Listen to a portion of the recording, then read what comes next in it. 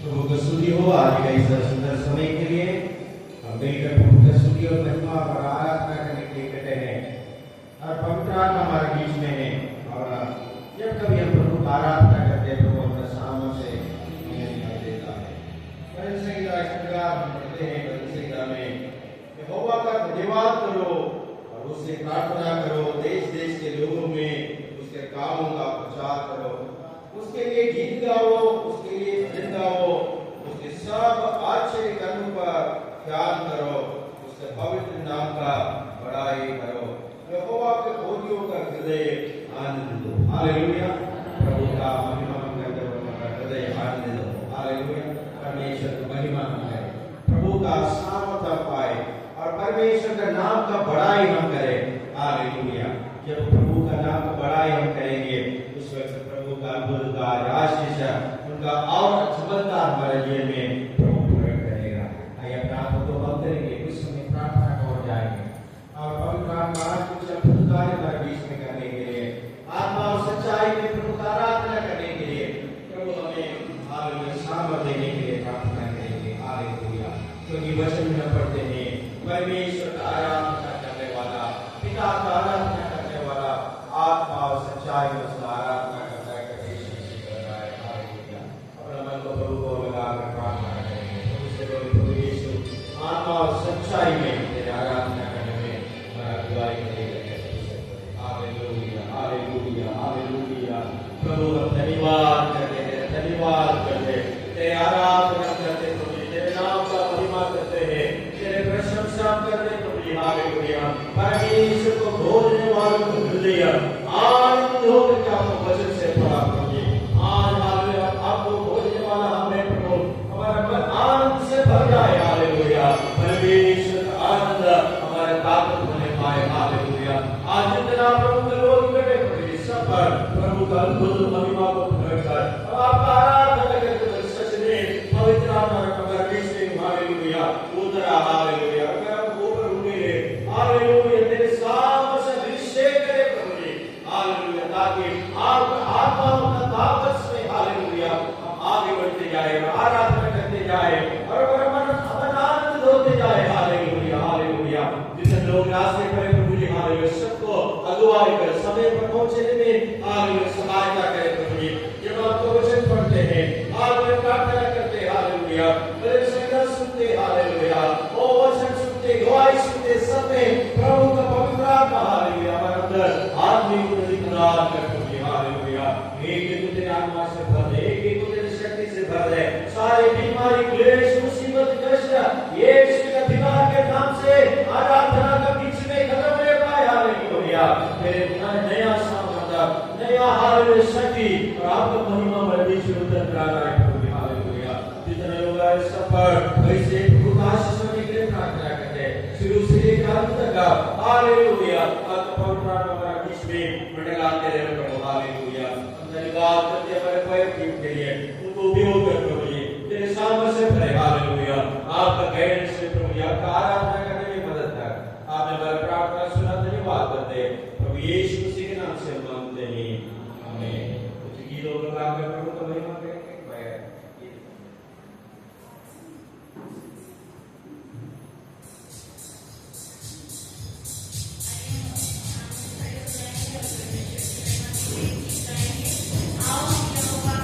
I'll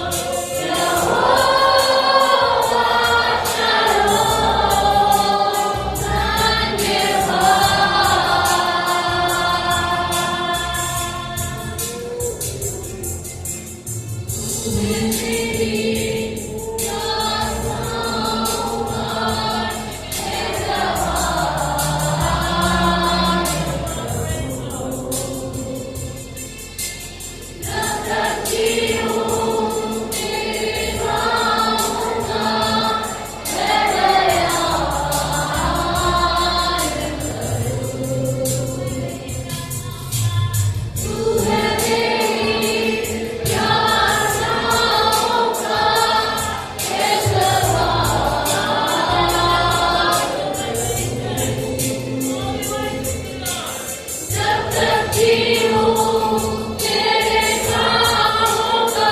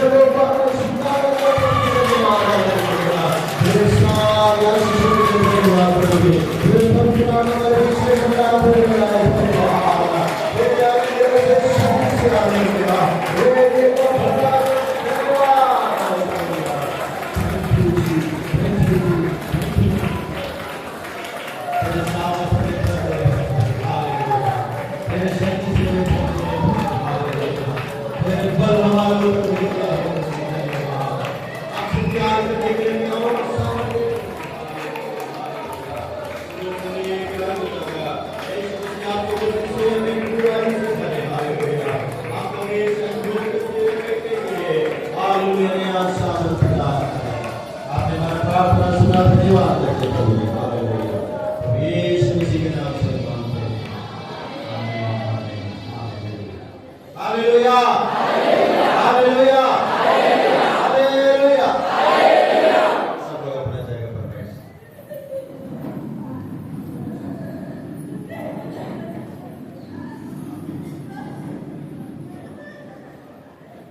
प्रभु का स्तुति हो। आज इस पवित्र दिन में प्रभु यीशु मसीह के चरणों पर आने के लिए प्रभु ने अवसर को दिया है। हालेलुया। और आज हम परमेश्वर का पवित्र स्थान में हैं, जहाँ यीशु मसीह है वहाँ हालेलुया परमेश्वर का पवित्र स्थान है। हालेलुया। इसलिए बाइबल में लिखा है उस पवित्र स्थान पर उसका महिमा भी। हालेलुया।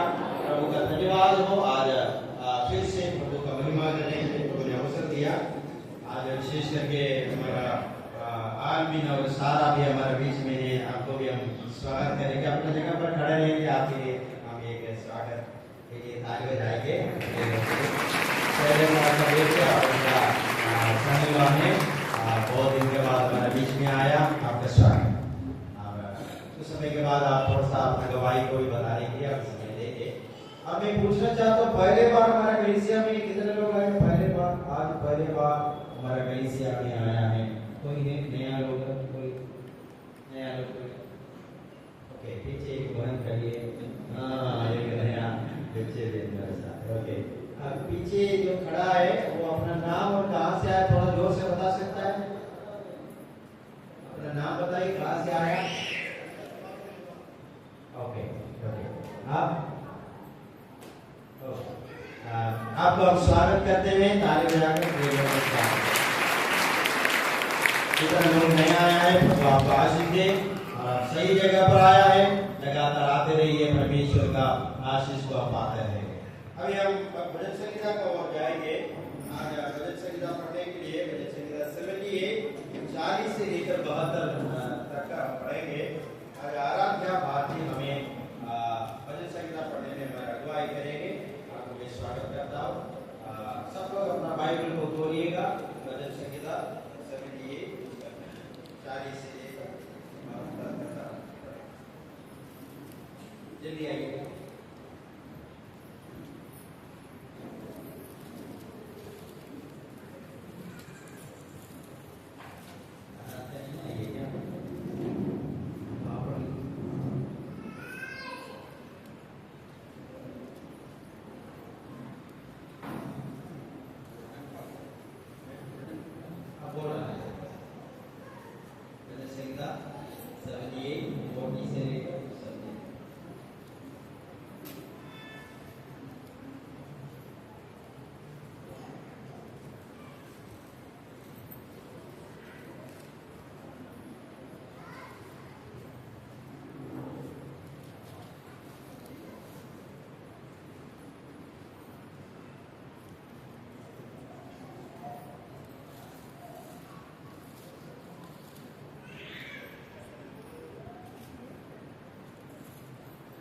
संहिता 78 40 पद से आगे एक वचन मैं पढ़ूंगी, दूसरा वचन आप मेरे पीछे पढ़ेंगे।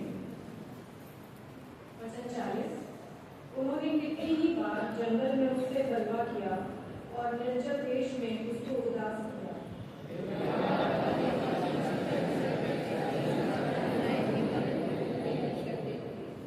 उन्होंने ना तो उसका पुष्कर स्मरण किया और ना वह दिन जब उसने उनको रोटी के वश से छुड़ाया था।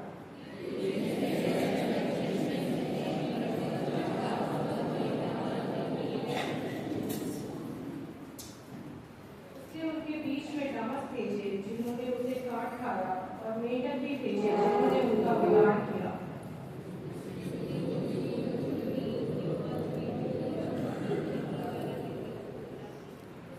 दाखलताओं को ओढ़ों से और उनके गुलर के पेड़ों को बड़े बड़े पत्थर बरसाकर नष्ट किया।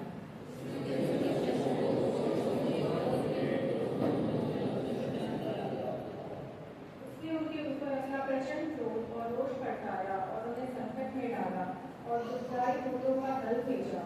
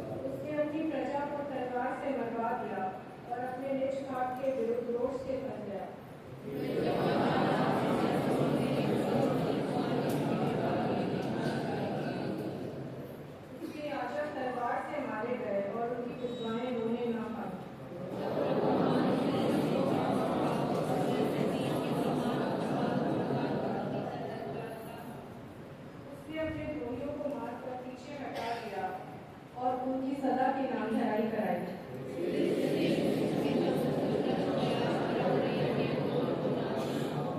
परंतु यहूदा ही के पुत्र को और अपने प्रिय सिय्योन पर्वत को चुन लिया।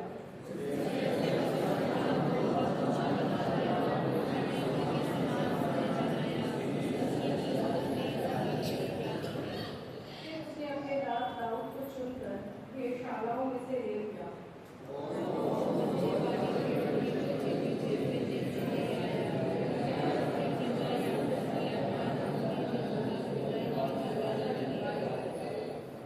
तब उसने खरे मन से उनकी चरवाही की और अपने हाथ की कुशलता से उनकी अगुवाई की।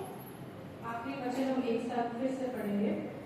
तब उसने खरे मन से उनकी चरवाही की और अपने हाथ की कुशलता से उनकी अगुवाई की।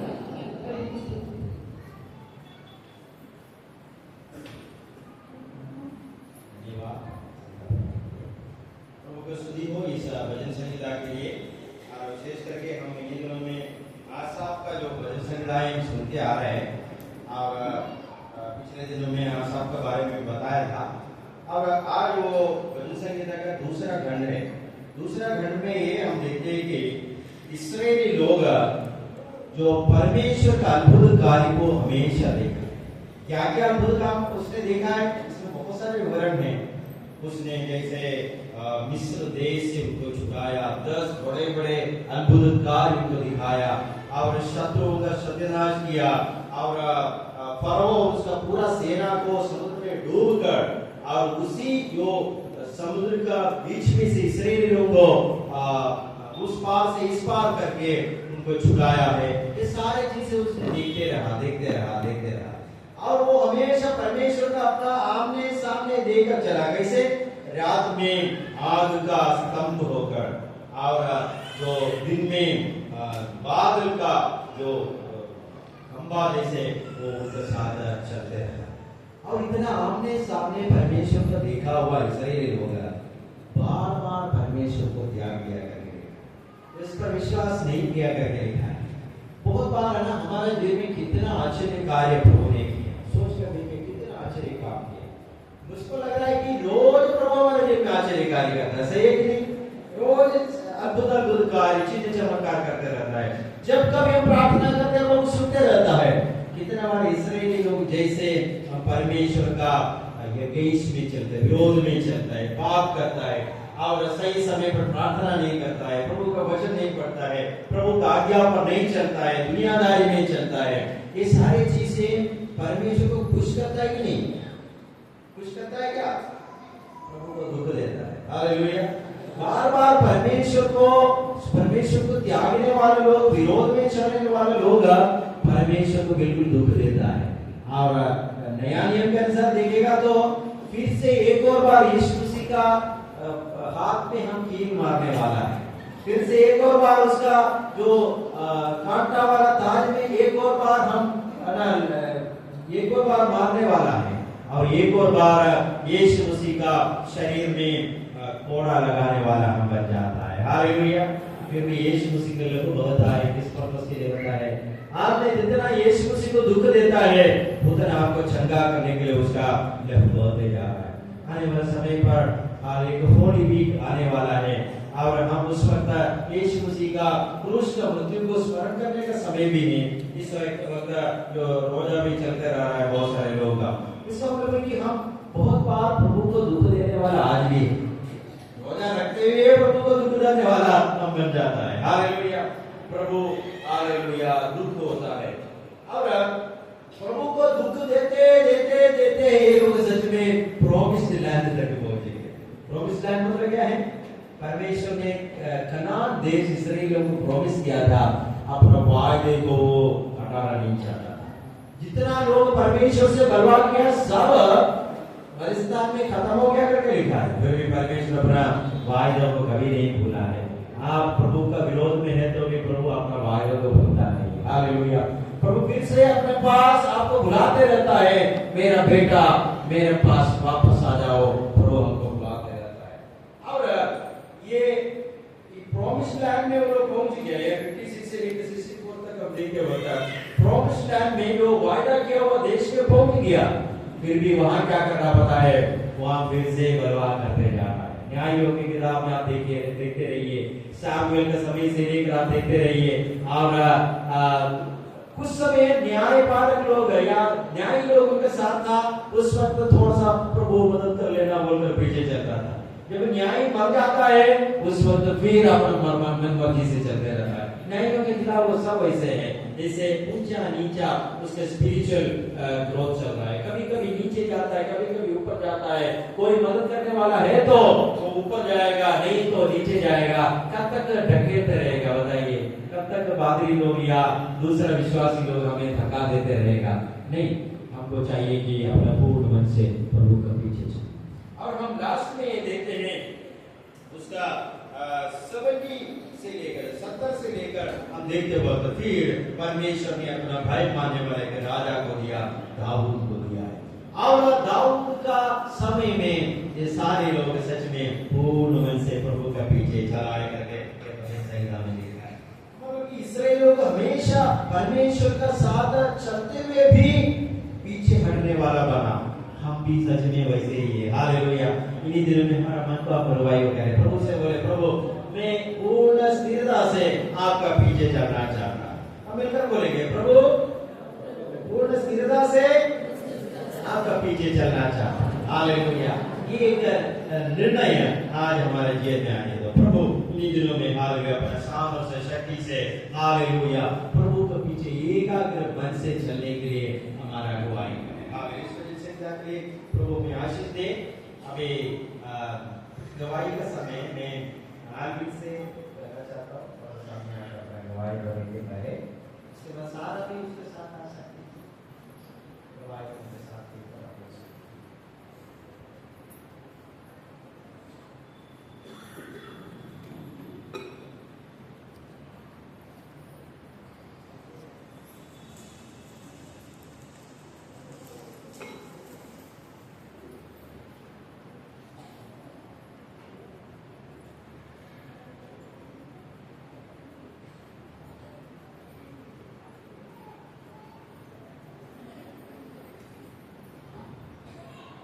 परमेश्वर के नाम की महिमा हो। मैं आसमान का कलीसिया का धन्यवाद करता हूँ कि हमें ये मौका दिया है अपनी गवाही बताने का। जितने लोग हमें शायद ना जानते हो, मैं डॉक्टर शैलेश दयाल शर्मा, डॉक्टर शिवा शर्मा का छोटा कमाल हूँ। उनकी बेटी को जरूर जानते हैं। हम लोग पुणे में रहते हैं। हम लोग परिवार समेत वहाँ पे तकरीबन 20-22 साल से पुणे में ही रहते हैं। मेरी एक बड़ी बहन भी है, उसका परिवार भी पुणे में वहाँ पे रहता है। परमेश्वर का काफी धन्यवाद देना चाहता हूँ कि उसने मुझे मौका दिया तकरीबन 4 साल बाद यहाँ पे वापस इस कलीसिया में आने का। आप शायद जानते होंगे, जैसे सारा का MD चल रहा था वेल्लोर तमिलनाडु में, 3 साल से वो वहीं पे थी। और कोविड टाइम में जब मैं क्योंकि एक IT कंपनी में काम करता हूँ तो मुझे पहले घर से काम करने की सहूलियत दी गई थी, लेकिन जैसे कोविड का समय खत्म हुआ तो वापस मुझे ऑफिस आना पड़ा। तो मैं और ये थोड़े अलग अलग उस समय रहने लगे। जब जब छुट्टी होती थी मैं जाता था, लेकिन वो थोड़ा ही कठिन समय था हमारे लिए कि हम साथ में, इनका काम जो है काफ़ी ज़्यादा मुश्किल वाला काम है, काफ़ी ज़्यादा बिजी काम है। तो इच्छा तो थी कि हम साथ में रह पाए, लेकिन काम के सिलसिले से हम दोनों अलग अलग रहने लगे। तो छुट्टी में हम लोग को जो काम से मिलता था वो मिला। उसके बीच में परमेश्वर ने हमें एक प्यारी बेटी की परमेश्वर ने दान हमें दिया। इन सब के बीच में हम काफी पहले जरूर चिंतित होते थे कि किस तरह हो पाएगा, क्योंकि इनकी पढ़ाई भी खत्म करनी है, इनका काम भी है, मेरा नौकरी भी है। लेकिन परमेश्वर ने सही समय पे सही ढंग से सब कुछ हो पाया। इसके लिए मैं परमेश्वर का तहे दिल से धन्यवाद देना चाहता हूँ। और इस समय में हमारे दोनों माता पिता का भी धन्यवाद देना चाहता हूँ। उनकी तरफ से पूरा सपोर्ट जो हमें मिला, इसके लिए हम यहाँ पे परिवार के तौर पे काफी तंदुरुस्ती के साथ खड़े हैं। मैं इस बात को इसलिए उठा के कह रहा हूँ क्योंकि मैं देखता हूँ मेरे काफी दोस्त हैं, प्रियजन हैं, जिनके माता पिता एक ऐसी अवस्था में है कि वो ज्यादा चल फिर नहीं पाते। लेकिन अगर हमारे माता पिता ऐसी परिस्थिति में नहीं रहते, परमेश्वर में नहीं रहता, तो बच्चे को देखने के लिए शायद कोई नहीं हो पाता। सारा जो है सुबह 8 बजे जाती है और रात को 8 या 9 बजे तक वापस आती है। मेरा शाम का काम है तो मैं 5:30 से चले जाता हूँ। तो ऐसे ही तो परिस्थिति में बच्चे को बहुत देख पाए। सबका काफी टेंशन था, लेकिन हम लोग को कुछ इस बारे में सोचने से पहले ही परमेश्वर सारी तैयारियां एक करके करता गया। इसके लिए मैं परमेश्वर का तहे दिल से धन्यवाद करना चाहता हूँ। और कुछ समय हम यहाँ पे हैं, मैं कल वापस पुणे की तरफ लौटूंगा। सारा और बच्ची नवमी जो है यहाँ पे 2 हफ्ते और रहेंगे। मैं आपके दिखाए हुए सारे प्यार के लिए, आपने जितना हमें प्रार्थना में याद रखा है उसके लिए मैं तहे दिल से सभी का मैं धन्यवाद करना चाहता हूँ। हमें आपके प्रार्थना में जरूर याद रखिए। वहाँ पे पुणे में हमारा जो कलीसिया है उसके लिए प्रार्थना करिए। वहाँ पे बच्चों की एक छोटी सी सेवकाई है, नौजवानों के बीच में भी हमारी सेवकाई है, उसमें परमेश्वर हमको और आगे ले जा पाए उसके लिए आप जरूर हमें प्रार्थना में याद रखिए। आप सभी को भी हमारे प्रार्थना में, हमारे निजी प्रार्थना में हम जरूर याद रखेंगे। इतना कहकर मैं मेरी बातें रोकना चाहता हूँ।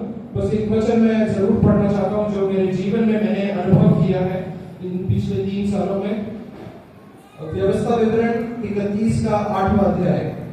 और तेरे आगे आगे चलने वाला यहोवा है, वो तेरे संग रहेगा और ना तो तुझे धोखा देगा और ना छोड़ देगा, इसलिए मत डर और तेरा मन अच्छा ना हो। इस वचन को मां के सामने रखकर मैं अपनी गवाही दूंगा। परमेश्वर हम सभी को आशीष दे।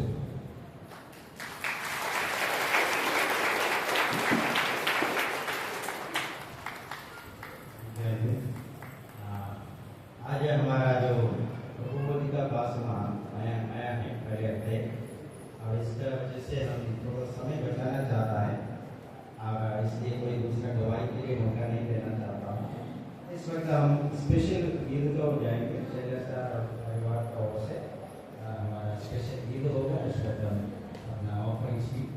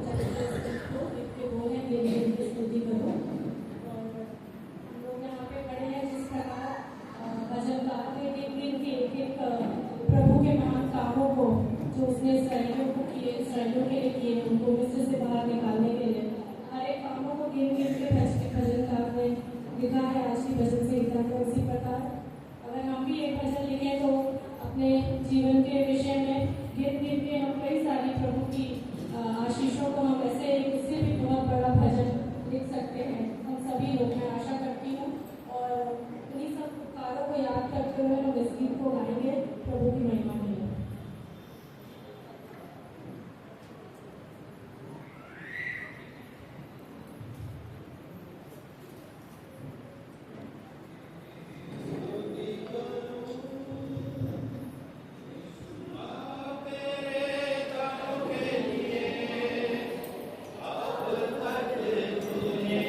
हमारा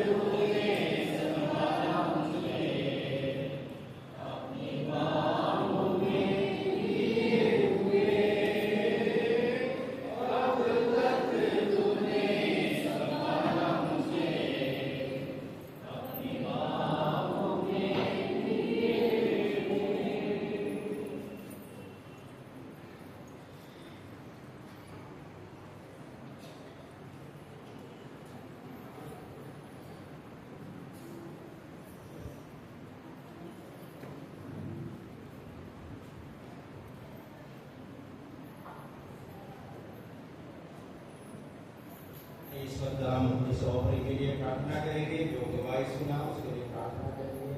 प्रभु का वचन हम सुनने वाला है, उसको भी प्रभु हाथ में सौंप देकर प्रार्थना करेंगे। आगे सुनकर प्रार्थना। आइए हमारी आंखों को हम बंद करें, हम प्रार्थना करें।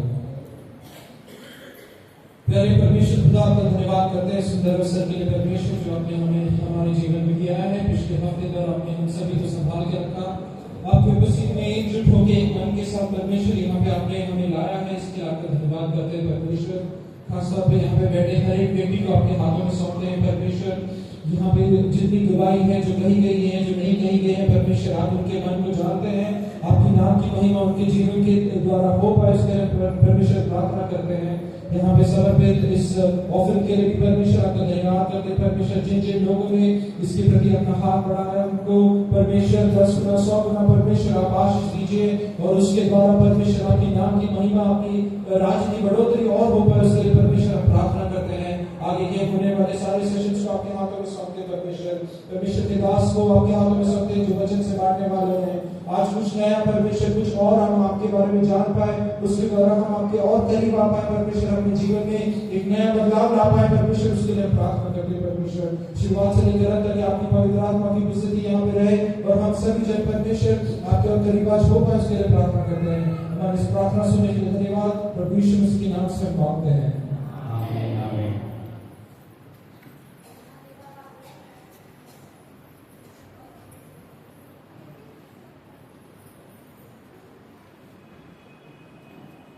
प्रभु का वचन से सुनेंगे।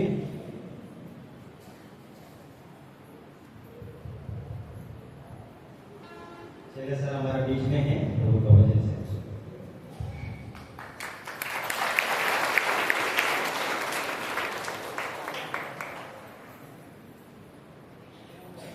हालेलुया।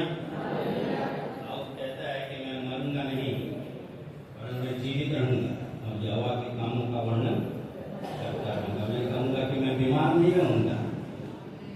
प्रभु चंगा करने वाला है और उसके वचन का प्रचार करता रहूंगा। प्रभु का धन्यवाद हो कि फिर से मुझे मौका मिला। एक उपदेश मैंने तैयार किया था प्रभु यीशु मसीह की मृत्यु के ऊपर, लेकिन 2 संडे लगातार शैतान का ऐसा आक्रमण था कि वो संदेश आप तक नहीं पहुंच पाया। और मैं जरूर महसूस करता हूं कि वो संदेश एक विशेष संदेश है, क्योंकि प्रभु यीशु मसीह की मृत्यु एक विशेष महत्व रखती है हम विश्वासियों के लिए। और शैतान का पूरा ये प्रयास था कि किसी न किसी तरीके से यीशु की मृत्यु क्रूस के ऊपर ना, किसी भी और तरीके से वो मर जाए। वो मारना तो चाहता था, लेकिन क्रूस के ऊपर यीशु की मृत्यु ना हो, क्योंकि यीशु की मृत्यु क्रूस के ऊपर प्रायश्चित की मृत्यु थी। वो परमेश्वर का मेमना था जो जगत के सारे पाप को उठा ले जाता। और यीशु जी ने कहा कि मैं जगत को उद्धार करने, जगत का उद्धार करने, पापियों को ढूंढने, उनका उद्धार करने के लिए मैं आया हूँ। लेकिन फिर भी आज प्रभु की मेज हमारे सामने है जो हमें प्रभु यीशु मसीह की मृत्यु का स्मरण दिलाती है, हमारे उद्धार का हमको स्मरण दिलाती है। और इसलिए ये घटना जब सबसे पहली बार स्थापित हुई, मैं कहूँगा घटित हुई नहीं, स्थापित हुई, उस घटना को हम लोग पढ़ेंगे। पिछले दिनों में मरकुस रचित सुसमाचार का अध्ययन हम कर रहे थे और अभी मरकुस लूका रचित सुसमाचार में है।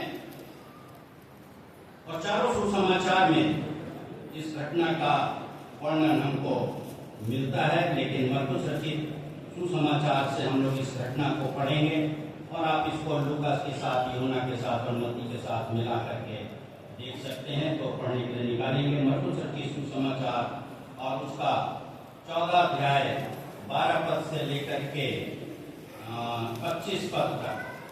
मैं चाहूँगा कि जिसके पास भी माइक हो साफ साफ शब्दों में इसको पढ़ दें, बाकी लोग ध्यान से सुने। अगर आपके पास बाइबल है तो आप जरूर अपनी बाइबल खोल करके देखिए।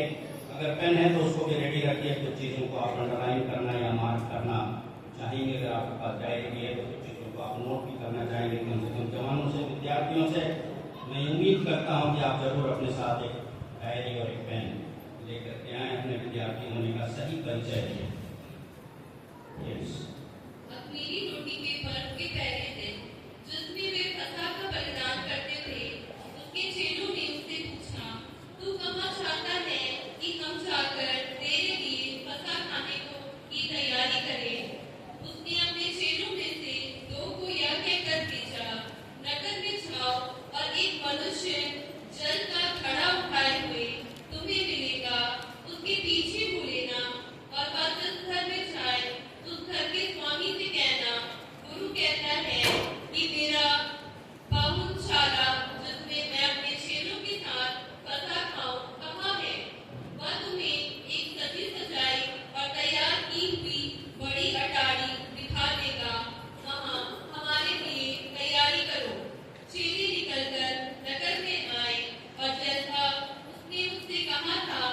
वैसा ही पाया और फसा तैयार किया। जब सांझ हुई तो वह बारों के साथ आया। जब वे बैठे भोजन कर रहे थे तो यीशु ने कहा, मैं तुमसे सच सच कहता हूँ कि तुम में से एक जो मेरे साथ भोजन कर रहा है मुझे पकड़वाएगा। उन पर उदासी छा गई और वे एक एक करके उससे कहने लगे, क्या वह मैं हूँ? उसने उनसे कहा, वह बारों में से एक है जो मेरे साथ थाली में हाथ डालता है। क्योंकि मनुष्य का पुत्र तो जैसा उसके विषय में लिखा है जाता ही है, परंतु उस मनुष्य पर हाय जिसके द्वारा मनुष्य का पुत्र पकड़वाया जाता है। यदि उस मनुष्य का जन्म ही न होता तो उसके लिए भला होता। जब वे खा ही रहे थे, उसने रोटी ली और आशीष मांगकर तोड़ी और उन्हें दी और कहा, लो, यह मेरी देह है। फिर उसने कटोरा लेकर धन्यवाद किया और उन्हें दिया और उन सब ने उसमें से पिया। और उसने उनसे कहा, यह वाचा का मेरा वह लहू है जो बहुतों के लिए बहाया जाता है। मैं तुमसे सच कहता हूँ कि दाख का रस उस दिन तक फिर कभी न पीऊंगा जब तक परमेश्वर के राज्य में नया न पीऊं। परमेश्वर इस वचन के पढ़े जाने पर, सुने जाने पर आशीष दे। आइए हम प्रार्थना करें। पिता परमेश्वर, हम धन्यवाद करते हैं आज के इस दिन के लिए, जिसको तुमने बनाया, हम सबको जीवित रखा, अपने भवन में ला करके चुन करके बिठाया। प्रभु, हम धन्यवाद करते हैं इन सभी लोगों के लिए, विश्वासियों के लिए जो तेरे भवन में तेरी आशीष को पाने के लिए यहाँ पर बैठे हुए हैं। हमारी दूसरी और प्रार्थना है प्रभु कि तेरा यह वचन जो किसी भी दोधारी तलवार से ज्यादा चोखा है, गांठ गांठ और गुदे गुदे को अलग करता है, हमारे मन के विचारों को परखता है, शिक्षा के लिए, सुधारने के लिए और मार्गदर्शन के लिए आवश्यक है। प्रभु, इस समय अपने वचन को हमारे ऊपर प्रकट कर, हमारे कानों का खतना कर, ताकि तेरा वचन हमारे हृदय की गहराई में उतर जाए। जिस भी मन की तैयारी के साथ हम यहाँ पर आए हैं, कदाचित हमें से किसी का मन तैयार नहीं है, पवित्र आत्मा की आग के द्वारा से और वचन के हथौड़े के द्वारा से प्रभु हमारे हृदय और मनों को तैयार कर, ताकि हम तेरे वचन को जैसा ही लिखा है वैसा ही स्वीकार करने वाले हो सकें और इसकी सही तरीके से व्याख्या करने के लिए पवित्र आत्मा, जिस आत्मा के द्वारा से तेरा वचन लिखा गया और भविष्यवक्ताओं को तूने प्रेरित किया, प्रभु उसी आत्मा के द्वारा से तेरे वचन को समझने समझाने के लिए अपना अनुग्रह और अभिषेक मुझे प्रदान कर। यीशु मसीह के नाम से इस विनती को मांगते हैं, सुनो ग्रहण कर, आमीन। तो आज का हमारा विषय है कि प्रभु यीशु मसीह का अपने चेलों के साथ अंतिम भोज खाना, अर्थात जिसको हम प्रभु भोज कहते हैं। और प्रभु यीशु मसीह ने इस विधि को दोहराया और इस बात की आज्ञा दी कि मेरे स्मरण के लिए यही किया करो। तो जब जब तुमको मेरी याद आती है या जब जब हम प्रभु को याद करते हैं, तो ये एक अच्छा साधन है जिसके द्वारा से प्रभु यीशु मसीह ने कहा कि ऐसा तुम किया करो। ये पूरी कहानी पढ़ करके आपको सुनाई गई। परमेश्वर का वचन अगर हम रेगुलर तरीके से पढ़ते हैं, जैसे कि हमारे पास 2 कार्ड हैं प्रचलन में, उसके मुताबिक अगर हम पढ़ते हैं तो पूरी कहानी जिसमें नया नियम और पुराना नियम एक साथ बराबर से चलता है। तो यहाँ पर जो कहानी है वो थोड़े में इस प्रकार से कह सकते हैं कि यीशु मसीह के पकड़वाए जाने का समय बिल्कुल निकट आ गया है। कितना निकट आ गया है ये हम समझ भी नहीं सकते हैं कि जिस समय की ये घटना है, अख़मीरी रोटी के पर्व के पहले ही दिन, अख़मीरी रोटी का पर्व। कितने लोग जानते हैं कि अख़मीरी रोटी का पर्व क्या होता है? जरा अपना हाथ दिखाइए। अख़मीरी रोटी का पर्व, इसको इंग्लिश में कहते हैं पासओवर। कितने लोग जानते हैं पासओवर क्या होता है? हाथ थोड़ा सा ऊंचा दिखाइए, अगर आपके पास अच्छे हाथ हैं, लंबे हाथ दिखाइए, पूरा हाथ ऊपर। ओके, देखिए कितने कम लोग, अगर इतने कम लोग सच में अख़मीरी रोटी का पर्व नहीं जानते हैं, तो मैं अख़मीरी रोटी के पर्व के बारे में अगर आपको बताऊं और इस प्रभु भोज के बारे में बताऊं तो आप कितना समझेंगे। और इसलिए मुझको आपको पीछे ले जाना पड़ेगा। सुजा के बहुत बड़ा चैलेंज है, क्योंकि नहीं ये महिलाओं की क्लास कौन लेता है? जो कम पढ़ी लिखी हैं उनकी क्लास कौन लेता है?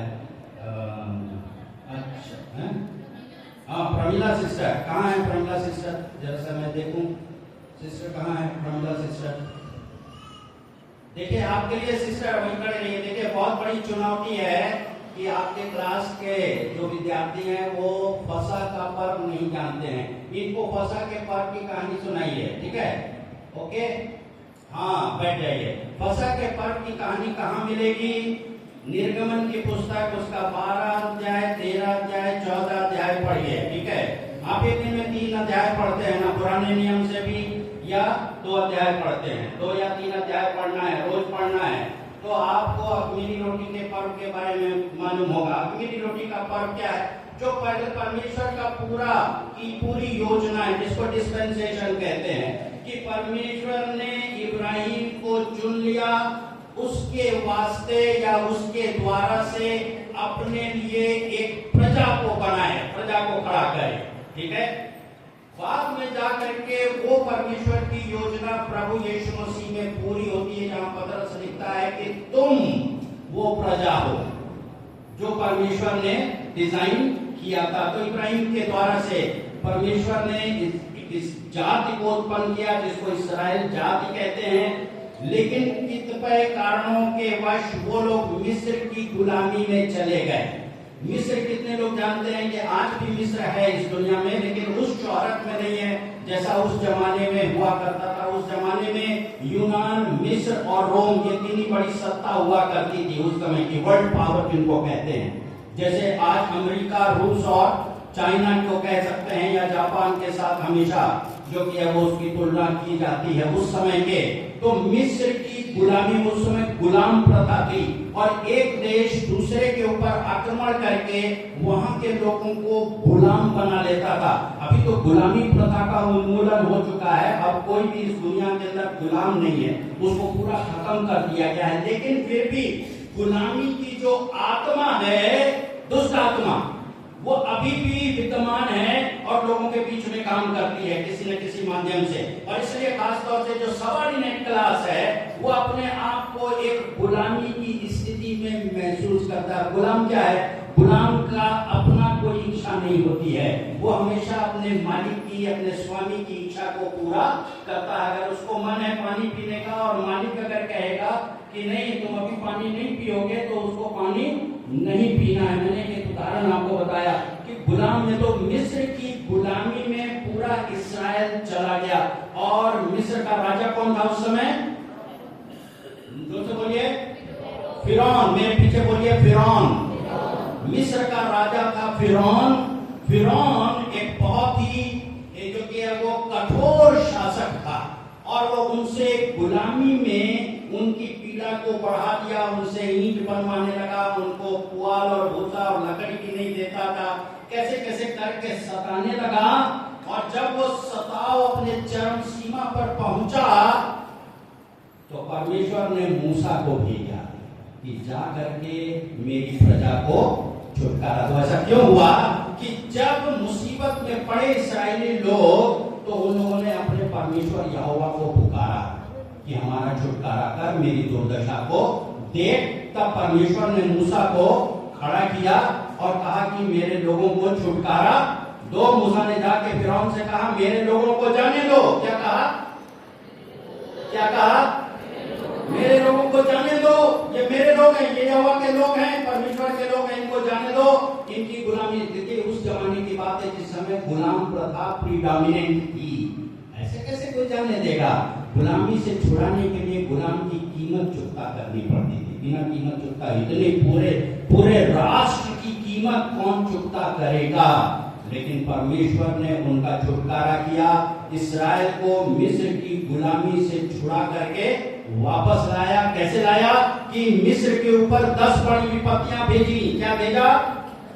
10 बड़ी विपत्तियां भेजी, जिनमें से आखिरी जो विपत्ति थी वो ये था कि मिस्रियों के पहिलौठे सब मर गए। एक unnatural death of all the firstborn of the Egyptian generation, जिसमें फिरौन का भी बेटा जो वारिस था, कहते हैं कि वो एक अकेला बेटा था, फिरौन का वो वारिस था, और वो भी उस रात को क्या हो गया? मर गया।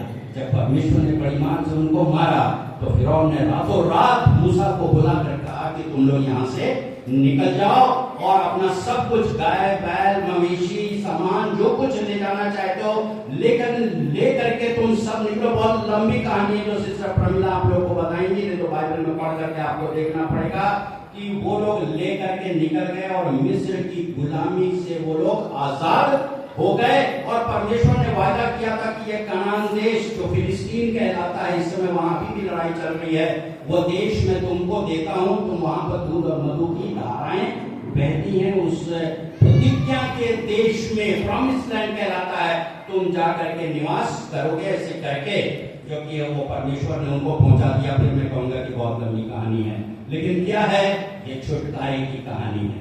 और ये छुटकारा जिस दिन पहिलौठों को मारा तो पहले से यहोवा ने कह दिया था कि उसी दिन शाम को, जिस रात को तुम्हारा छुटकारा होगा, उसके पहले दिन शाम को गोधूली के समय, गोधूली क्या होती है, गोधूली का समय कितने बजे होता है, गोधूली समझते हैं?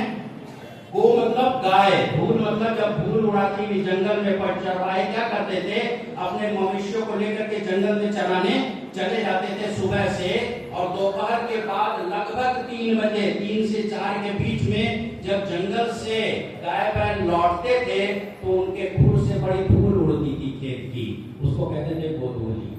तो 3 बजे के लगभग जो कि है, तुम क्या करना, एक मेमना जो निष्कलंक हो, निर्दोष हो, उसमें कोई दाग ना हो, 1 साल का नर हो, बेऐब होना चाहिए। बहुत कुछ कहने के लिए है। उस मेमने को तुम क्या करना, वध करना, बलि करना। वो इस बात का द्योतक होगा कि इस बलिदान के द्वारा से तुम्हारा छुटकारा हुआ है। बिना लहू बहाए पापों की क्षमा होती नहीं है, छुटकारा होता नहीं है। इसी मेमने के लिए यूहन्ना ने, जब प्रभु यीशु मसीह बपतिस्मा देने के लिए आए तो यूहन्ना ने कहा कि देखो ये परमेश्वर का मेमना है जो जगत के सारे पाप उठा ले जाता है। और प्रभु यीशु मसीह का बलिदान उस दिन होना था।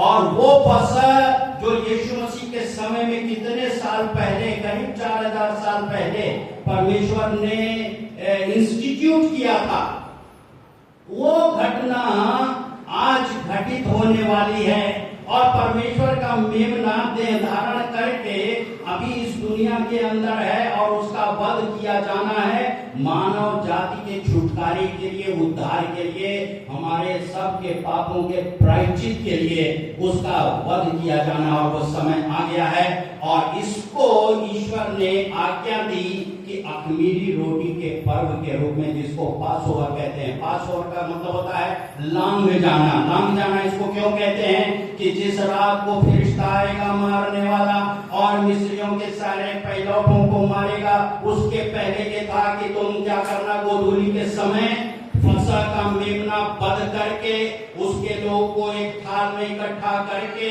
और उसके चुप्पे से उसको गोल करके और अपने दरवाजे के दोनों बाजुओं पर, और उसके बाद चौखट पर, आप थोड़ा सा देखिएगा, मेरे हाथ के इशारे को देखिएगा कि कटोरे में लहू ले करके जुब्बे में उसको डुबो करके, और ये फाटक है, ठीक है, इसको ले करके सबसे पहले यहाँ से इसके ऊपरी बाजू पर, थोड़ा मेरे हाथ का इशारा देखिएगा, यहाँ से ले करके इसके ऊपरी बाजू पर, और फिर ले करके इसके दाहिनी चौखट पर, और फिर इसमें से ले करके बाईं चौखट पर।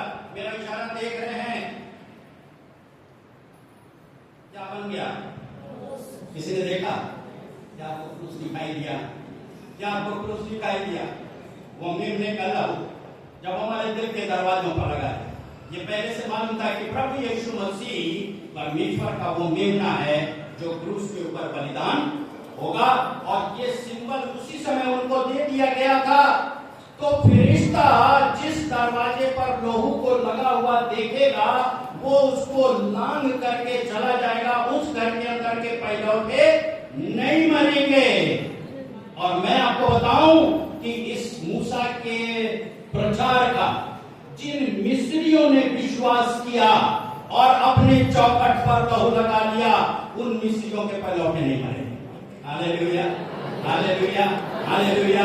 चाहे आप इस्राएली हैं, चाहे आप यहूदी हैं, चाहे आप अन्य जाति हैं, चाहे यूनानी है, चाहे मिस्री है, चाहे फिलिस्तीनी है, जिसके दिल के दरवाजे पर क्रूस का निशान बना हुआ है, जिसके दिल के दरवाजे पर यीशु का लहू लगा हुआ है, वो मौत का फरिश्ता उसको लांग करके चला जाएगा, उसके ऊपर मृत्यु की आज्ञा नहीं। इसलिए अब जो मसीह यीशु में है, द्वार में हूं, यीशु ने कहा मेरे बिना कोई पिता के पास नहीं पहुंच सकता है, और जो प्रभु यीशु मसीह के पास अंदर प्रवेश करता है उसके ऊपर दंड की आज्ञा नहीं, वो मृत्यु से पार होकर के जीवन में प्रवेश कर चुका है। यह है लांघन पर्व, इसको फसह का पर्व इंग्लिश में पासओवर है, फसह अख़मीरी रोटी का पर्व भी इसी को कहते हैं। क्यों?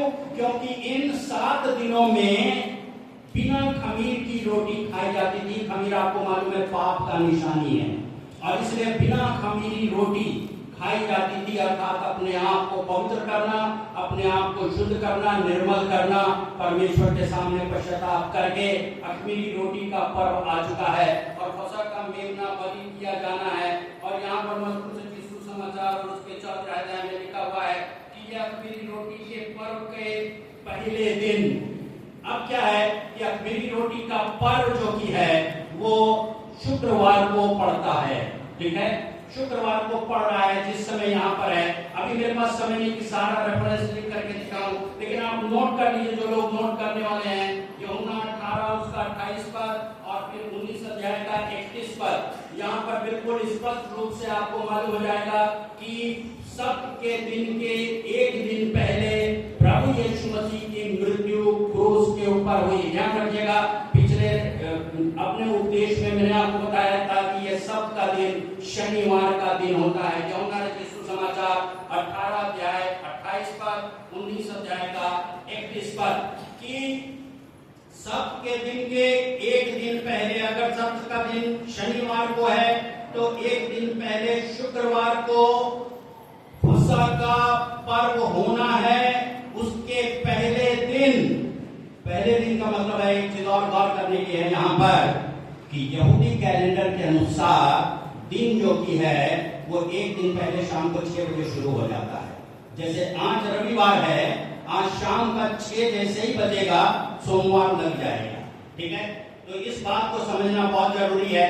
मैं क्यों जोर दे करके कह रहा हूं कि मसीहियों के बीच में भी ये भ्रांति है कि प्रभु यीशु मसीह शुक्रवार को उसकी मृत्यु नहीं हुई। बहुत से लोगों की भ्रांतियां हैं, बहुत सारी डॉक्ट्रिन्स हैं। मैं नहीं चाहता हूं कि गलत शिक्षाओं के पीछे हम इस तरीके से भटकते रहें। जरूर है कि इन चीजों का हमारे आत्मिक जीवन से उतना महत्व नहीं, but Bible is very carefully mentioning every date, every time and very precisely everything is written. And therefore यहाँ पर लिखा हुआ है अख़मीरी रोटी के पर्व के पहले दिन, अर्थात शुक्रवार को अख़मीरी रोटी का पर्व है। उसके पहले दिन गुरुवार की शाम को, बृहस्पतिवार की शाम को 6 बजे शुरू होना है। 6 बजे फसह का पर्व शुरू होना है, और इसलिए उस फसह की तैयारी के लिए कुछ काम करना है, और वो काम क्या करना है?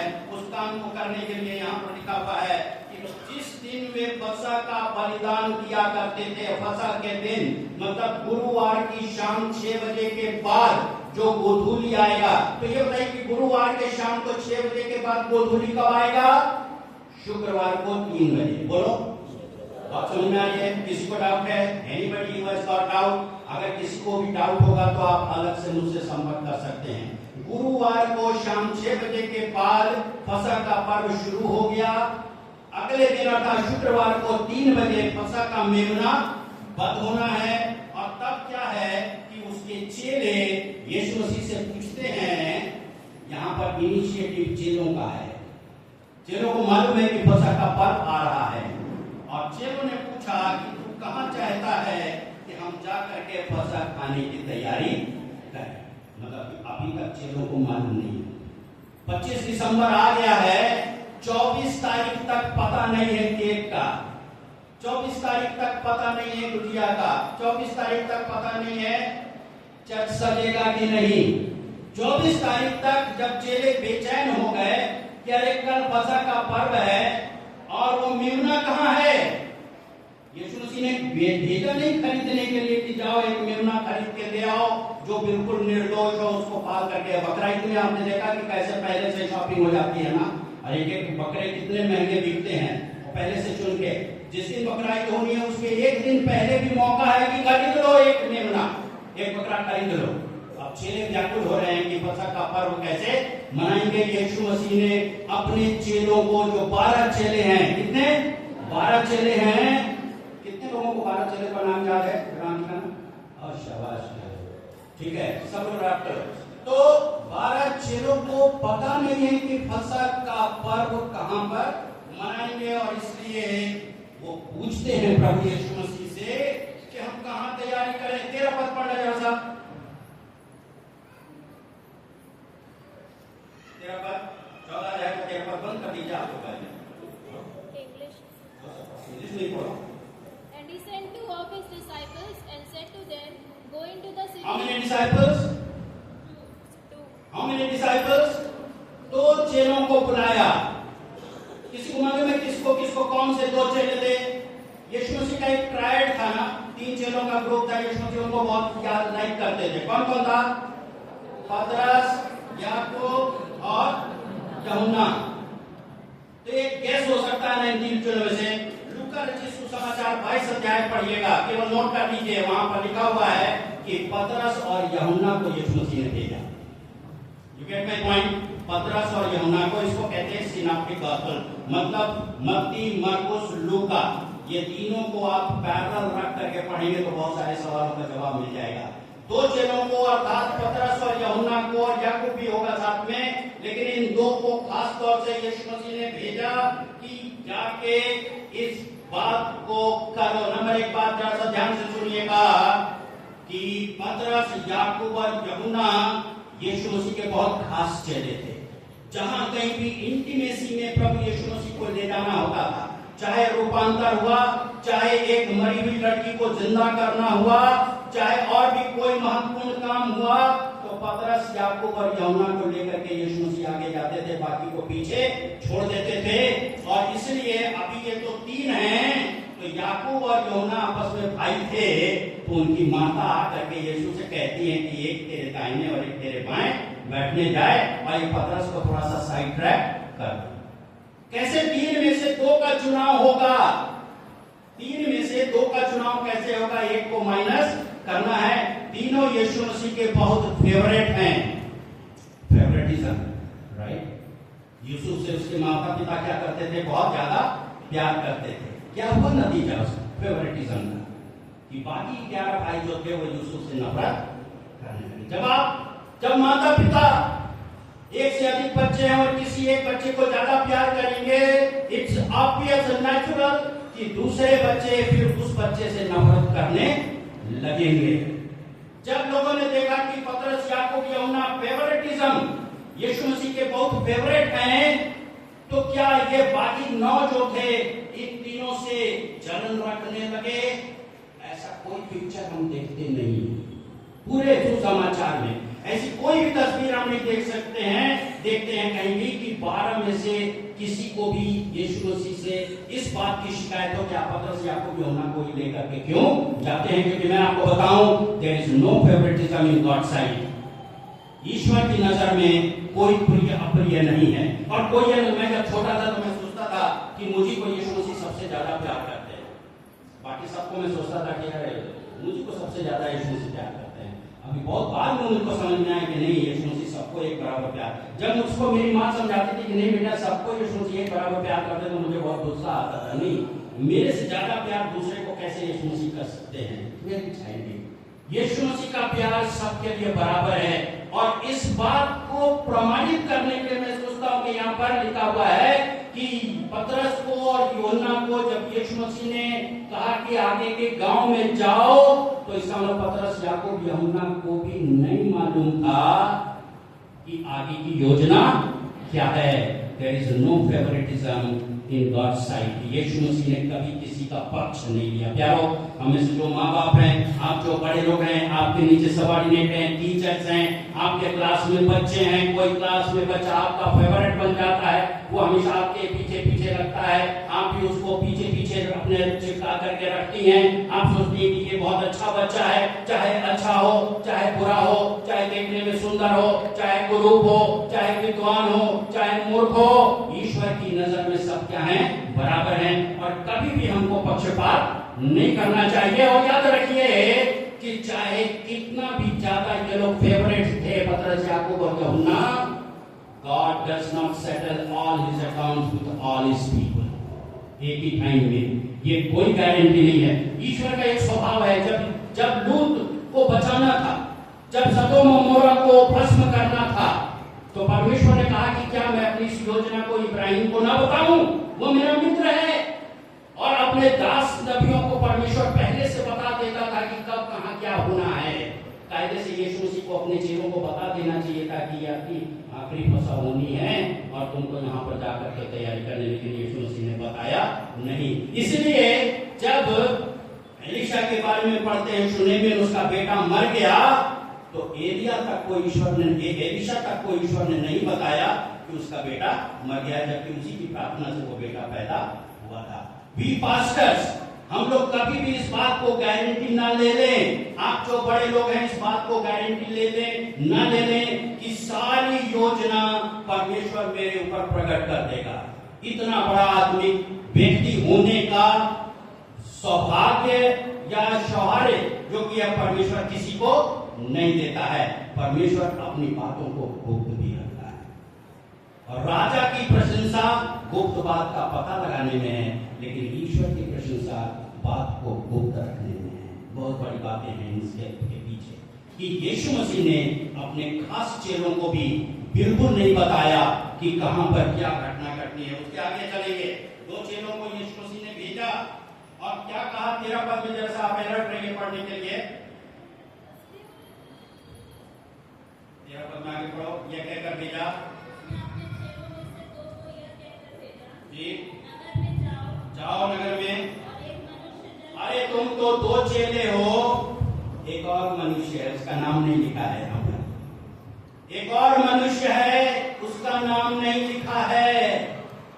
तुमको सामने के गांव में एक और मनुष्य मिलेगा। बाइबल स्कॉलर उसका ये मानना है, मैं ये सोचता हूँ कि ये व्यक्ति जो था वो स्वयं मरकुस था, जो यीशु समाचार पर लिख रहा है। काफी लोगों का ये मानना है, इसलिए मेरे पास कुछ प्रमाण भी है, लेकिन ये गारंटी नहीं है, कहना चाहिए।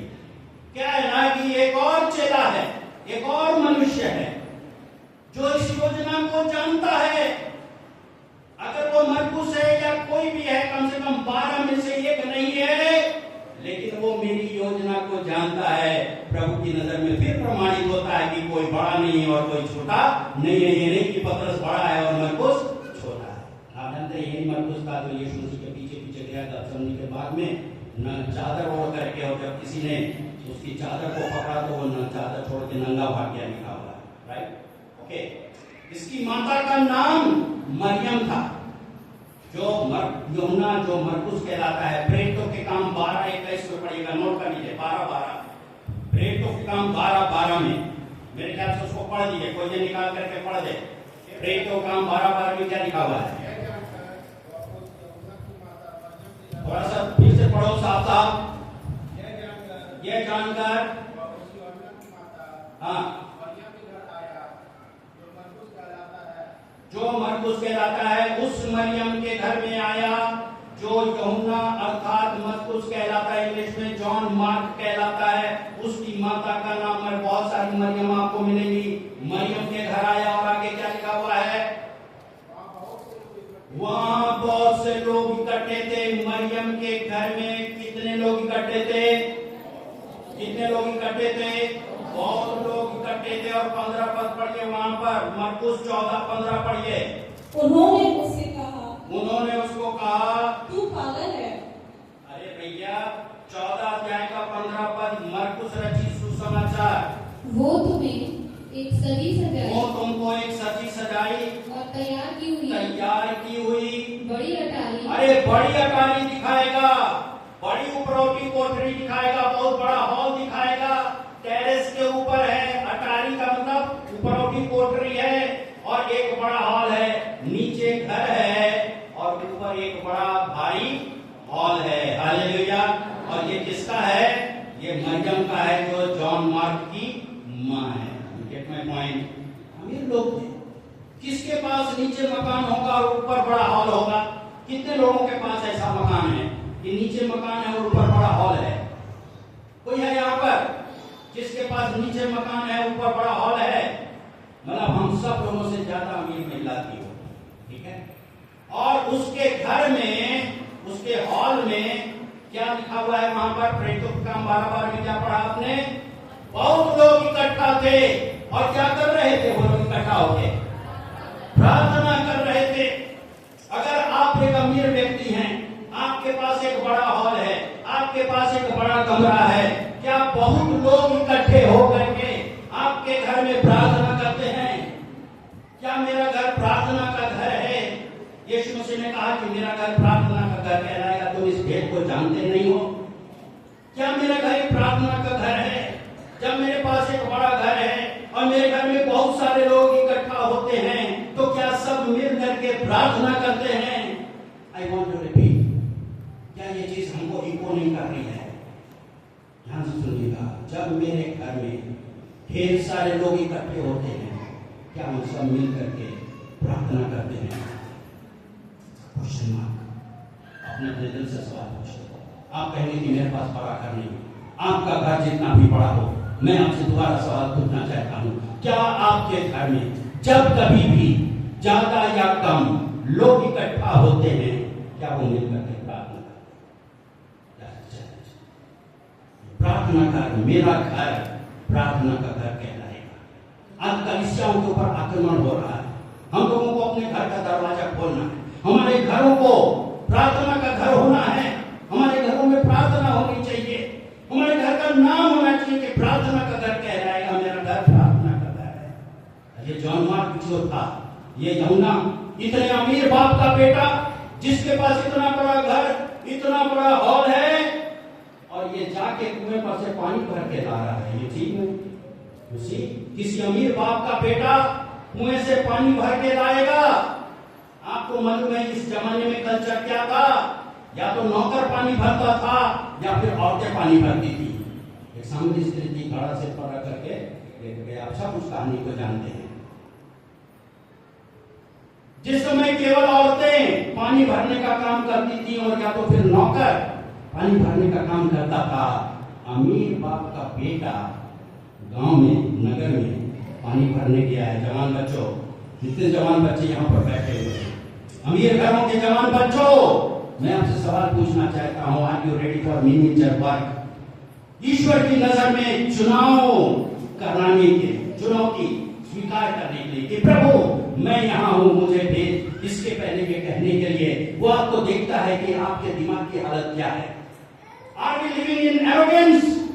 छोटा काम करने से हम शर्माते हैं, काम करने से शर्माते हैं, काम से भागते हैं। हम हर काम करने के लिए अपने हाथ को आगे बढ़ाया रखना है। और एक मनुष्य जल का घड़ा लिए हुए तुमको मिलेगा, उसके पीछे पीछे जाना सस्पेंस बना हुआ है। यीशु मसीह ने पूरी बात नहीं बताई। आपको एक बात बताएं कि खुदा जो कि अब कुछ चीजों को सस्पेंस में रखता है, और दाऊद इस बात को समझ गया था, और दाऊद ने कहा कि तेरा वचन मेरे पांव के लिए क्या है? दीपक है। वो फ्लड लाइट नहीं है, वो स्ट्रीट लाइट नहीं है। ईश्वर का वचन स्ट्रीट लाइट नहीं है, हेलोजन नहीं है कि दूर तक आपको दिखा देगा।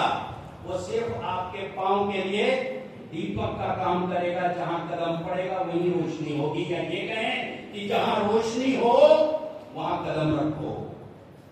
God does not reveal all future, सब कुछ नहीं बताता। क्यों? क्योंकि हमको अपना भरोसा परमेश्वर पर रखना है। अरे हम कहां फसल की तैयारी करें?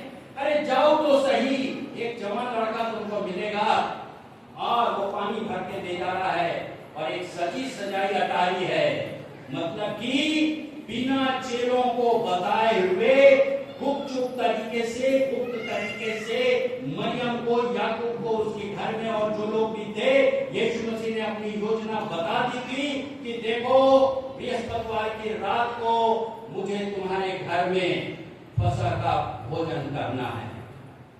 इन एंटिसिपेशन, पूर्व संध्या। देखेंगे ना, जैसे 15 अगस्त है तो 14 अगस्त को प्रधानमंत्री मना लेते हैं, उसको कहते हैं पूर्व संध्या।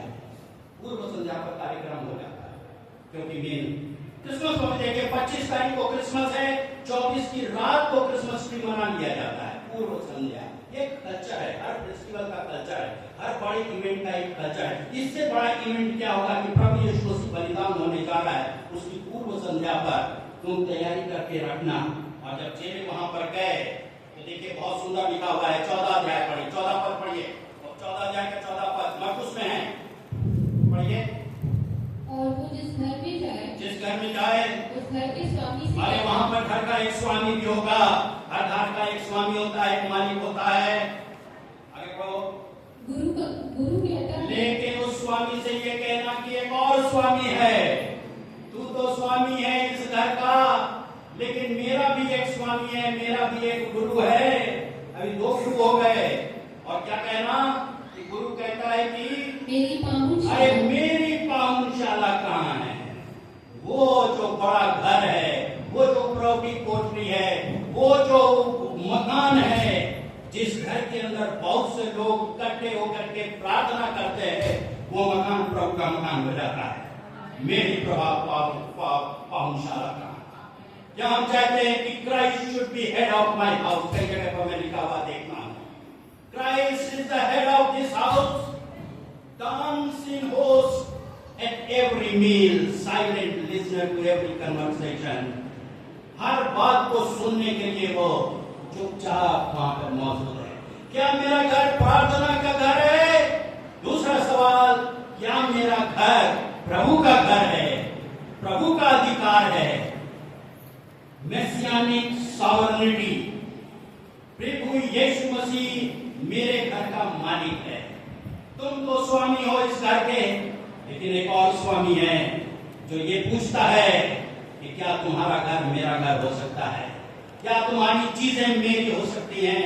क्या मेरे वास्ते तुम अपने घर को छोड़ने के लिए तैयार हो, देने के लिए तैयार हो? कि यहाँ पर प्रार्थना का घर कहलाएगा, गॉड्स सॉवरेनिटी। और ये सब कुछ प्रभु यीशु मसीह को पहले से मालूम था।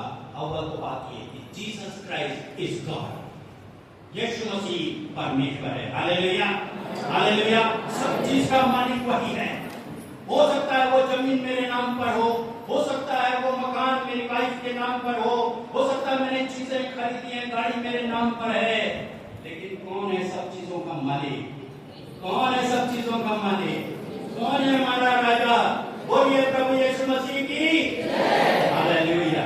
वो सब चीजों का मालिक है, वो बादशाह है। एक अटारी, बड़ी अटारी वो दिखा देगा। और क्या हुआ? मैं थोड़ा सा जल्दी चलूंगा। 18 पद पढ़ो, 14 अध्याय में 18 पद। जब वे बैठे भोजन, अरे बैठ करके भोजन कर रहे थे। फसह के पर्व के बारे में मैं आपसे पूछना चाहता हूँ कि फसह के पर्व की आज्ञा जब निर्गमन की पुस्तक 12, 13, 14 में दी प्रभु ने, तो क्या दस्तूर था? कैसे खाते थे उस मांस को और रोटी को? सूझा? हाँ, जोर से बोलो। अरे खड़े खड़े खाते थे। वो दस्तूर था कि फसह का मेमना खड़े होकर के खाना है। खड़े खड़े क्यों खाना है? कि कमर बंधी रहे, पैंट शर्ट पहने रहो, कमर बंधी रहे, तुम्हारा छुटकारा निकट है। और इसलिए खड़े खड़े भोजन करो कि जैसे कमांड मिले, छोड़ा भोजन, भागे, तैयार रहो भागने के लिए, क्योंकि गुलामी से छुटकारा नजदीक है। इसलिए खड़े होकर के भोजन खाना है। लेकिन यहाँ फसह खाने के लिए प्रभु यीशु मसीह बैठे ही नहीं। अगर आप लोगों को मालूम है, वो पूरा रिक्लाइन हो गए थे, पूरा आधा लेट ही गए, सब लोग लेट गए पूरा आराम से। जानते हैं क्यों? जानते हैं क्यों? जो प्रभु यीशु मसीह में है वो अब गुलाम नहीं है, उसका छुटकारा हो चुका है। आज इस मेज में वो शामिल होने जा रहा है जो गुलाम नहीं है, जिसको गुलामी से छुटकारा मिल गया है। उसके लिए यह मेज लगाई है। इसको खड़े होकर के खाने की शायद जरूरत नहीं थी। और इसमें लिखा हुआ है कि यीशु मसीह के साथ वो लोग मेज पर बैठ गए, पूरा लेट ही गए, क्योंकि इस बात को दिखाता है कि हमारा छुटकारा हो चुका है।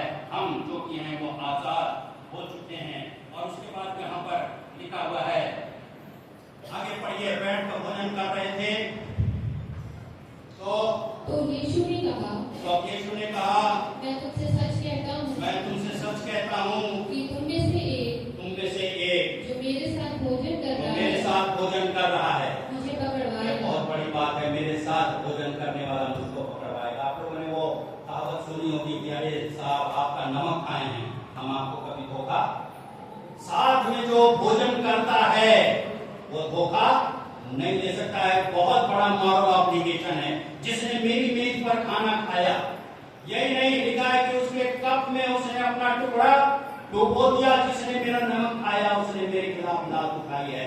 मतलब कि धोखे का इससे बड़ा और कोई नमूना इस दुनिया के अंदर कभी भी नहीं पाएंगे। बहुत बड़ा धोखा यीशु मसीह के साथ हुआ। मैं जल्दी से आपको प्रभु की मेज में आगे ले चलना चाहता हूँ। 22 पद से लेकर के और 25 पद के बीच में देखिए। 22 पद पढ़िए। जब वे खा ही रहे थे, उसने रोटी ली और आशीष मांगकर तोड़ी। जब वे खा ही रहे थे तो प्रभु यीशु मसीह ने रोटी लिया और इस रोटी को क्या कर दिया? तोड़ दिया। रोटी को क्या कर दिया? तोड़ दिया। टूट गया ना? ये बिल्कुल गलत पिक्चर है, ऐसे नहीं। एक बार मैं रोटी लेने गया बाजार में, वो खास रोटी होती है, लगभग वही रोटी होती है जो प्रभु यीशु मसीह के लिए के समय में खाई जाती थी। बहुत सुंदर सुंदर थी। मैंने कहा कि ये कितनी सुंदर रोटी है।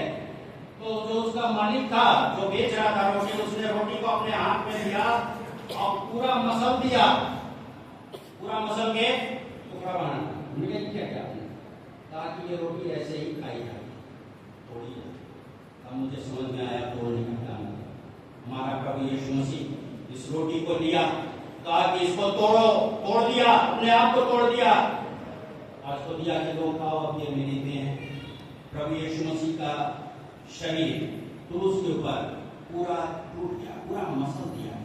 39 कोड़े उसके पीठ के ऊपर लगे, दोनों हाथ में कीले, दोनों पैर में कीले, सिर के ऊपर कांटों का मुकुट। कुछ रह ही नहीं गया था उसके शरीर में। उसका पूरा शरीर टुकड़े टुकड़े हो गया था, एक एक पीस अलग अलग हो गया था।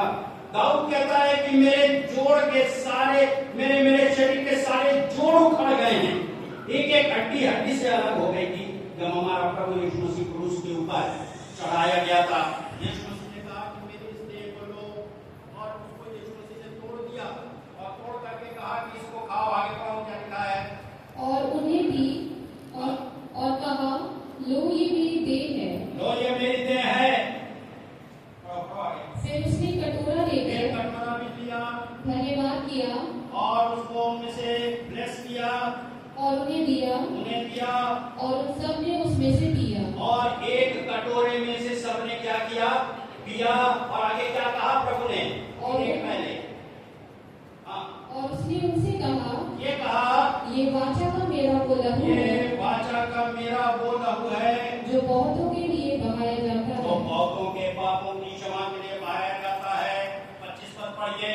मैं तुमसे सच कहता हूँ कि दाग का रस और इस कटोरे के अंदर जो दाग का रस है उस दिन वो मेरा लहू है। ये नई वाचा का लहू है। पुरानी वाचा का लहू सीनै पर्वत पर बहाया गया था, जहाँ मूसा की को व्यवस्था मिली, वो पुरानी वाचा हो गई। उसको पत्थर की 2 पटियाओं पर मैंने लिखा था। लेकिन अब यिर्मयाह नबी की पुस्तक उसका 31 अध्याय पढ़ लीजिएगा कि मैं अब अपनी व्यवस्था को तुम्हारे हृदय की पटिया पर लिखूंगा, तुम्हारे अंदर से पत्थर का हृदय निकाल करके मांस का हृदय दूंगा, तब तुम स्वेच्छा से मेरी आज्ञाओं का पालन करोगे। क्योंकि जो 10 आज्ञाएं परमेश्वर ने मूसा को दी, कोई मनुष्य उसको मानने में सफल नहीं हो पाया। इसलिए व्यवस्था के कामों से किसी का उद्धार नहीं हो सकता है। और इसलिए प्रभु यीशु मसीह ने क्या कहा कि ये रोटी है, इसको मैंने तोड़ा है तुम्हारे लिए, और ये दाग रस है, इसको क्या करना है? फिर से पढ़ लो। 22 पद में लिखा हुआ है, यहाँ पर मैं आपके लिए पढ़ दे रहा हूँ। और उसने कहा कि लो ये मेरी देह है, लो और ये मेरी देह है। आपको समझ में आया? आपने इस रोटी के लिए पैसा दिया, आपने इस प्याले के लिए पैसा दिया है, कीमत चुकाई है। यीशु मसीह कहते हैं कि लो ये मुफ्त है, उद्धार मुफ्त है, उद्धार मुफ्त है। प्रभु यीशु मसीह के लहू का छुटकारा, यीशु मसीह का लहू बेशकीमती लहू है, लेकिन हमारा छुटकारा बिल्कुल मुफ्त है। ये परमेश्वर का दान है। इसको क्या करना है? केवल विश्वास से स्वीकार करना है। और जितनों ने उसको ग्रहण किया, विश्वास से स्वीकार किया यीशु मसीह को, कोई बड़ा दान नहीं करना है, कोई बड़ी दक्षिणा नहीं करनी है, कोई बड़ा त्याग नहीं करना है, कोई बड़ा तीर्थ नहीं करना है, कोई अपने शरीर को मारना कूटना नहीं है, अपना लहू नहीं बहाना है। प्यारो, विश्वास के द्वारा से यीशु को स्वीकार करो। ये मेरी देह है, ये मेरा लहू है, ये मेरा लहू है, इसको लो, हाथ बढ़ा करके इसको लो और स्वीकार करो। आप में से कितने लोगों ने आज तक यीशु मसीह को स्वीकार नहीं किया है? कौन है वो व्यक्ति जिसने यीशु मसीह को अभी तक उद्धारकर्ता ग्रहण नहीं किया है? कौन है वो व्यक्ति जिसने यीशु मसीह को अपना प्रभु परमेश्वर स्वामी नहीं माना है? क्योंकि स्वामी से स्वामी बड़ा है। वो कहता है मेरी पाहुनशाला कहाँ है? क्या तुम नहीं जानते कि तुम्हारा शरीर पवित्र आत्मा का मंदिर है और परमेश्वर का आत्मा तुम्हारे अंदर निवास करता है? तुम अपने नहीं हो, तुम लोगों के द्वारा से दाम देकर के खरीदे गए हो। इसलिए परमेश्वर की इच्छा को पूरी करो। अभी तक मैं अपनी मर्जी में चलता रहा, अपने रास्ते पर चलता रहा, अभी तक मैंने प्रभु यीशु को अपना नहीं कहा, लेकिन आज मैं प्रभु यीशु मसीह को अपना उद्धार करता स्वीकार करता हूँ। यारो, ये बिल्कुल मुफ्त है। इसलिए कुछ नहीं करना है आपको, विश्वास का एक कदम आगे बढ़ा करके प्रभु यीशु से कहना है कि आज से मेरे मन का स्वामी तू है, आज से मेरा उद्धारकर्ता तू ही है, आज से मेरा प्रभु तू है, तू मेरा पिता है, तू मेरा परमेश्वर है, तू मेरा उद्धार करता है। प्रभु, मैं तुझे स्वीकार करता हूँ और उसको स्वीकार करना है। नंबर 2 बात कि ये दान का रस होती है, वो नई वाचा का लहू है। परमेश्वर एक नई वाचा हमारे आपके साथ बांधता है। अब कर्मों के द्वारा से नहीं, अब बलिदान के द्वारा से नहीं, अब रिचुअल्स के द्वारा से नहीं। और मैं आपसे कहूँ कि चाहे आप इस प्रभु भोज में शामिल हो या ना हो, जिन्होंने सच्चे हृदय से यीशु मसीह को स्वीकार किया है, तो परमेश्वर के राज्य में प्रवेश करेंगे। आप क्या सोचते हैं? आमीन, आमीन। ये केवल एक सिंबल है, केवल एक सिंबल है। ये बताइए, जिस समय यीशु मसीह ने कहा कि ये मेरी देह है, इसको लो खाओ, और जिस समय यीशु मसीह ने कहा कि ये मेरा लहू है, इसको लो और पियो, उस समय यीशु मसीह की देह कहाँ थी? वहीं बैठी हुई थी। और यीशु मसीह का लहू कहाँ था? वो अभी बाहर नहीं था, वो अभी उसके शरीरों में, उसकी नसों में दौड़ रहा था। मैं क्यों इस बात को कह रहा हूं? हमारे बीच में कुछ लोग हैं जो ये सोचते हैं कि जब हम रोटी को मुंह में लेते हैं तो वह यीशु मसीह का मांस बन जाती है, और जब हम यीशु का लहू पीते हैं तो ये वास्तव में यीशु का लहू बन जाता है। कदाचित हमारे बीच में ऐसे लोग हों। मैंने 2 गलत शिक्षाओं के बारे में आपको बताया, वरन 3। एक गलत शिक्षा मैंने आपको सबक के बारे में बताई, दूसरी गलत शिक्षा मैंने आपको गुड फ्राइडे के बारे में बताई, और तीसरी गलत शिक्षा मैं आपको प्रभु भोज के बारे में, इस एलिमेंट के बारे में बता रहा हूँ कि रोटी और दाल रस क्या चीज है। केवल सिंबल है। ये मेरी देह है और ये मेरा लहू है। इसको लिटरल ना लेने के मेटाफर है, समझिए। थोड़ा सा ग्रामर भी समझिए, धोखे में ना पड़े, धोखे में ना पड़े। हमेशा याद रखें, परमेश्वर के ब्रॉडर प्लान ऑफ सैल्वेशन हमारे जीवन के अंदर लागू होना चाहिए। इस मेज में अगर शामिल नहीं भी होते हैं, सच्चे हृदय से यीशु पर विश्वास करते हैं, तो स्वर्ग का राज हमारा है। हालेलुया। स्वर्ग का राज हमारा। हालेलुया। अब क्या कहा प्रभु यीशु मसीह ने? दाख का रस उस समय तक नहीं पीऊंगा। ये बहुत खूबसूरत है, तीसरा पॉइंट है। उस समय तक नहीं पीऊंगा जब तक परमेश्वर के राज्य में नया ना पी लूं। मतलब मेरी जो मृत्यु होने वाली है वो मेरा अंत नहीं है। उसके बाद मैं जी उठूंगा, आसमान में चला जाऊंगा, तुमको लेने के लिए दोबारा आऊंगा, परमेश्वर का राज्य स्थापित होगा। उस परमेश्वर के राज्य में मैं इसको दोबारा तुम्हारे साथ पीऊंगा। मतलब कि आज की मेरी ये संगति, ये आखिरी संगति नहीं है, एक हमेशा की संगति परमेश्वर के साथ हमारा इंतजार कर रही है। Hallelujah, hallelujah. यीशु मसीह दोबारा आने वाला है। प्यारो, इस दुनिया के अंदर हमारी संगति थोड़े समय की है, थोड़ा ही आनंद है, लेकिन हमेशा हमेशा का आनंद हमारे सिर के ऊपर गूंजता रहेगा। उस दिन सारे शोक सिस्कियों का अंत हो जाएगा, सारी बीमारियों का अंत हो जाएगा, सारी मृत्यु जाती रहेगी और केवल आनंद ही आनंद हमारे सिर के ऊपर गूंजता रहेगा, वो परमेश्वर के राज्य की आशा, प्रभु यीशु मसीह की मृत्यु अंत नहीं, एक शुरुआत है, नए जीवन की शुरुआत, नए जन्म की शुरुआत, एक नया काम करने की शुरुआत है।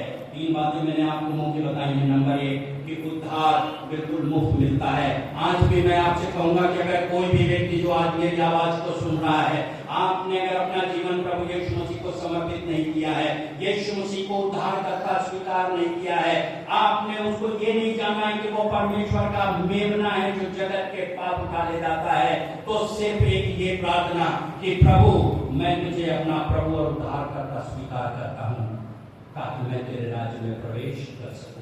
नंबर 2 बात कि परमेश्वर की व्यवस्था क्या हमारे दिल के ऊपर लिखी हुई है।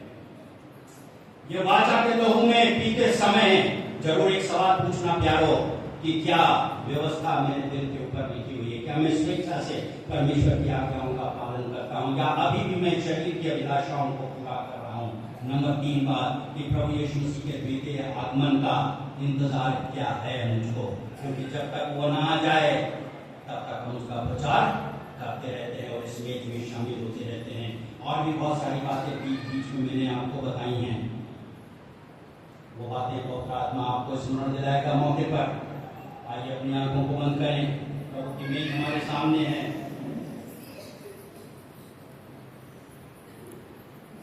और हम तैयारी के साथ प्रभु की मेज में शामिल होने के लिए आए हैं।